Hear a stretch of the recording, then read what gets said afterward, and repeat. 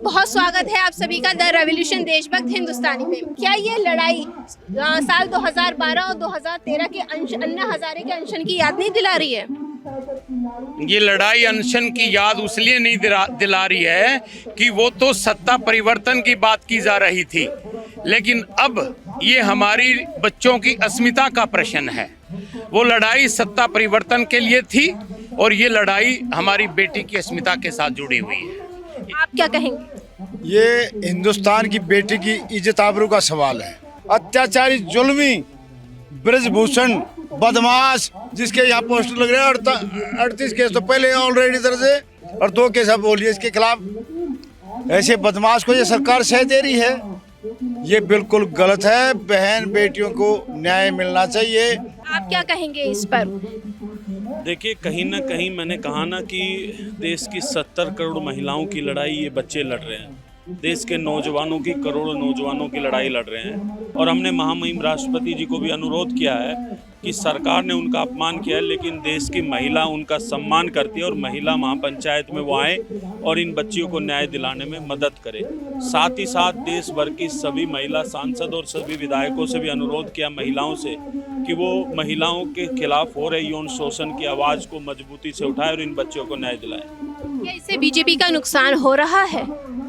नुकसान तो स्वाभाविक है कि जिस तरीके से भारतीय जनता पार्टी को लगता था कि ब्रजभूषण उनको 2-3 सीटों पर नुकसान करेगा, लेकिन एक तरफ 150 से ज़्यादा सीटों का नुकसान है कि पूरे देश भर में आक्रोश है। और ये किसी पार्टी के खिलाफ या किसी व्यक्ति के खिलाफ नहीं है, ये लड़ाई है हमारी महिलाओं के साथ जो यौन उत्पीड़न की घटना हुई है, महिलाओं को न्याय दिलाने की, हमारे नौजवान के भविष्य के बारे में।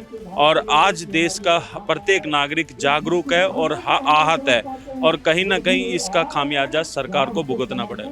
सर, आपसे एक ये सवाल भी करना चाहूंगी, क्या देश में जब भी किसी को इंसाफ पाना हो क्या उसको आंदोलन ही करना जरूरी है? बिना आंदोलन के देश में इंसाफ नहीं मिला जाएगा? केंद्र सरकार हो या कोई भी सरकार हो, जब तक बात नहीं सुनेगी। यही तो दुर्भाग्य है इस देश का कि किसी भी व्यक्ति को अगर कोई न्याय की गुहार लेके जाए तो उसकी सुनवाई नहीं होती, मजबूरन उसको आंदोलनित होना पड़ता है। और दूसरी तरफ सरकार की तरफ से या ब्रजभूषण जैसे बाहुबली लोग उनको आंदोलनकारी, आंदोलनजीवी या पता नहीं कितने अनेकों नाम देने की कोशिश करते हैं। ये दुर्भाग्यपूर्ण है और हमें उम्मीद है देश की न्यायालय पर कि वो इन बच्चियों के साथ न्याय करेगा।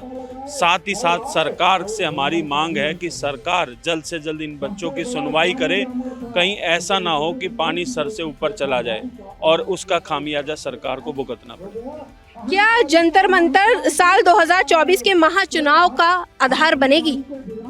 नहीं, यहाँ पर कोई राजनीतिक बात नहीं है। अगर जल्द से जल्द समस्या का समाधान नहीं होता तो कहीं ना कहीं भारतीय जनता पार्टी को आने वाले 2024 के चुनाव में बहुत बड़ा नुकसान होगा, क्योंकि ये देश की 70 करोड़ महिलाओं की आवाज़ है। देश की 70 करोड़ महिलाओं के किसी बहन बेटी के साथ इस तरह की घटना ना हो, उनकी आवाज़ है और पूरा देश मिलकर उसको उठा रहा है। हमारे देश के पीएम खामोश हैं, क्या कहेंगे आप?